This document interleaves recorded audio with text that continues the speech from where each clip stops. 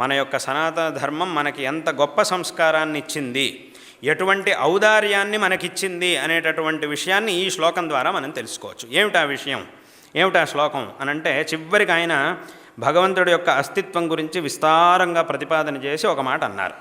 ఇత్యేవం శృతినీతి సంప్లవ జలైర్భూయోభిరాక్షాళితే ఏషాన్నాస్పదమాదధాసి హృదయే తే శైలసారాశయా కింటు ప్రస్తుత విప్రతీప విధయోప్యుచ్చైర్భవచ్చింతకాః కాలే కారుణిక త్వయైవ కృపయా తే భావనీయా నరాః అని అన్నారు.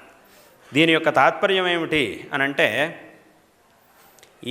ఆయన ఈశ్వరుని గురించి ఈ మాట అంటున్నారు, భగవంతుడితో ఈ మాట అంటున్నారు ఆయన అంటూ ఈశ్వర గ్రంథాన్ని. ఏమిటి దీని యొక్క తాత్పర్యం అంటే, పరమేశ్వరుడా, ఈ గ్రంథంలో ఎంతో విస్తారంగా ఎన్నో ప్రమాణాలని చూపించి నీ యొక్క అస్తిత్వాన్ని నేను నిరూపణ చేసి ఉన్నాను, ప్రతిపాదన చేశాను.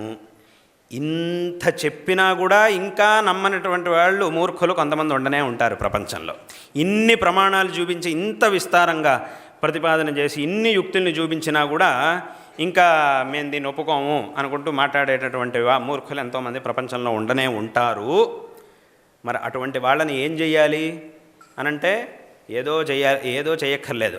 అటువంటి వాళ్ళకు కూడా కాస్త వచ్చే భవిష్యత్తులో అయినా వాళ్ళకి మంచి బుద్ధిని ప్రసాదించి వాళ్ళకి కూడా నీ యొక్క తత్వాన్ని తెలుసుకునే ఆ యోగ్యతని ప్రసాదించు, వాళ్ళని కూడా నువ్వే కాపాడు అని చెప్పి ముగించారు.